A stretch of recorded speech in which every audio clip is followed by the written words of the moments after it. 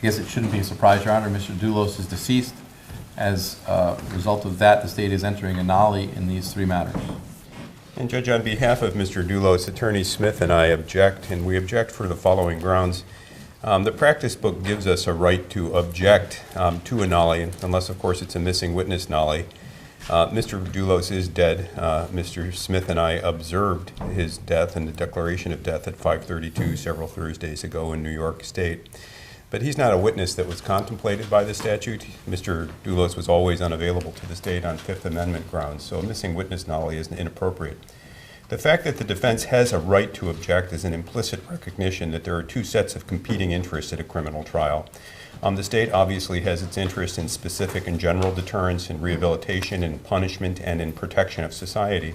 But counterbalanced against those is a defendant's reputation plus interest, a right recognized by such cases as Wisconsin v. Roth under the 14th Amendment. And on behalf of Mr. Dulos, who manifestly and steadfastly maintained his innocence, and on behalf of his estate and his memory, we want to vindicate that interest, and we would like to go to trial.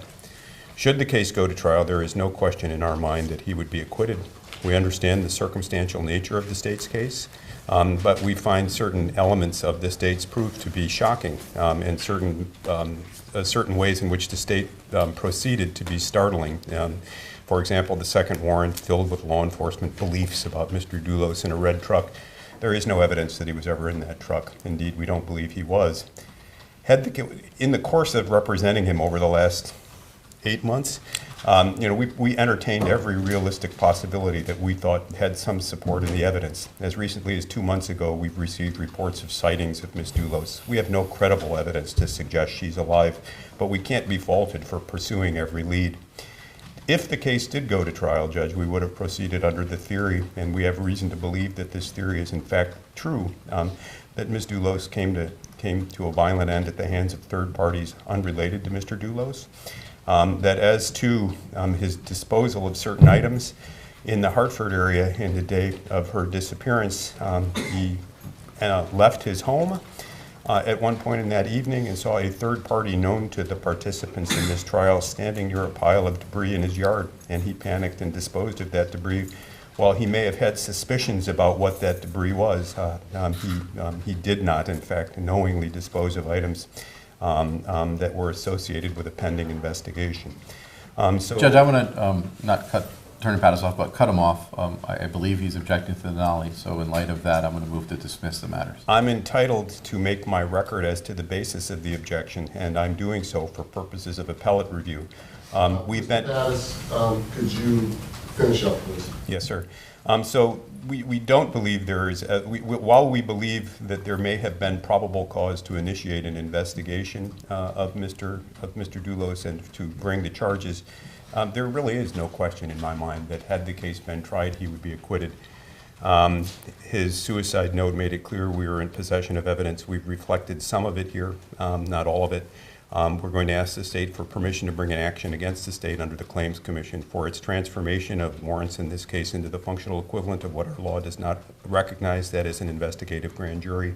And it is our hope that we will someday, somewhere, get a fact finder to listen to all the facts, all the evidence in this case, because when it happens, they will conclude that Mr. Dulos was not only not guilty of a crime, but was himself the victim of a conspiracy so immense that in the end it drove him to despair and to take his own life. So for those reasons, we object to the nollie. All right, the state has broad discretion on whether to proceed on prosecution. The state's entitled to nollie case. Nollie's noted. I have no jurisdiction to do anything else. Do you have anything else? No, Your Honor. Okay, thank you. Nollie's noted. Thank you, Judge. Thank you, Your Honor. This was not the ending we anticipated in the form we hoped. We hoped fully well to stand in front of you at some day with the charges against Mr. Dulos ended by way of an acquittal. Instead, they were nollie incident or as a result of his death. We made a record sufficient to take an appeal.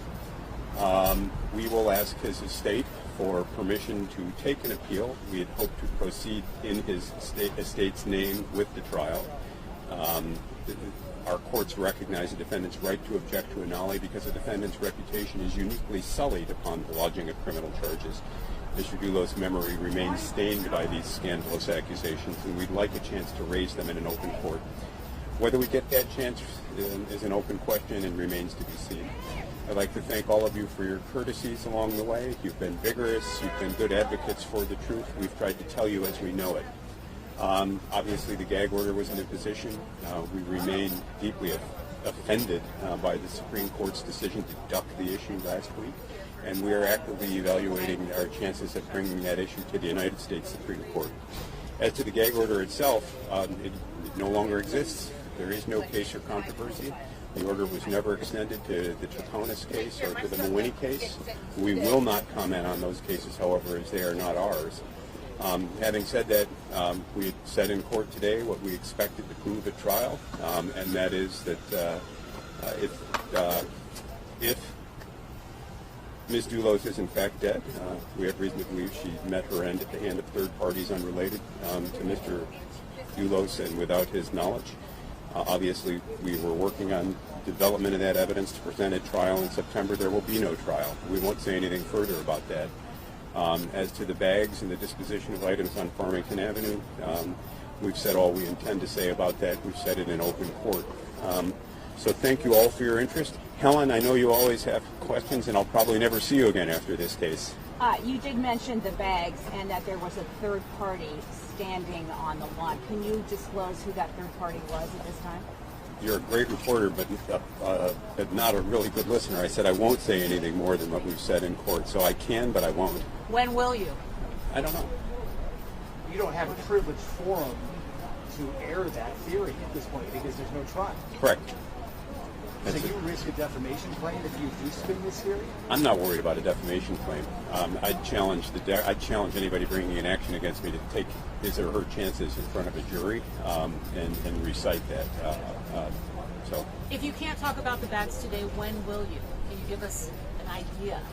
Mr. Dulos' death caught us both by surprise, and it's something from which you don't quickly recover. We didn't see it coming, and we cared deeply for him. The case against Mr. Dulos is over for the time being, and Mr. Smith and I have some healing to do. I mean, I'm not expecting sympathy, but it takes time to recover from the loss of someone you care about. So when we're thinking a little more clearly, we'll be in touch. So why did Mr. Dulos not tell the Newton police what he knew about the bags that he threw away?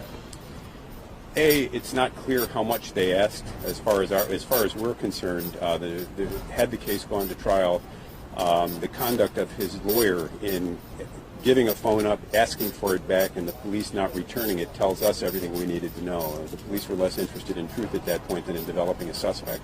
They effectively stole his phone when he asked for it back. They said, "We're not giving it back." We would have had plenty to say about that at trial. As to what he did or didn't do that day, great question. I wasn't there. I don't know. Don't know. And the bag will look on a legal point form. Could you explain the difference between the nollie granted by the judge versus a motion to dismiss the case? Yeah, so a nollie isn't something that the judge grants. The state has the decision about how and whether to proceed with the prosecution. The state made a decision which the law gives it permission to make, not to prosecute. That is a nollie prosecute, a nollie. You'll note the court did not dismiss the case. That's because we didn't ask for the court to do so. We didn't ask for that because we didn't want to be deemed to have waived any potential claims we'll have in another court later. By operation of law, 13 months from today, the case will be dismissed unless the state reopens it. We'll see where that goes.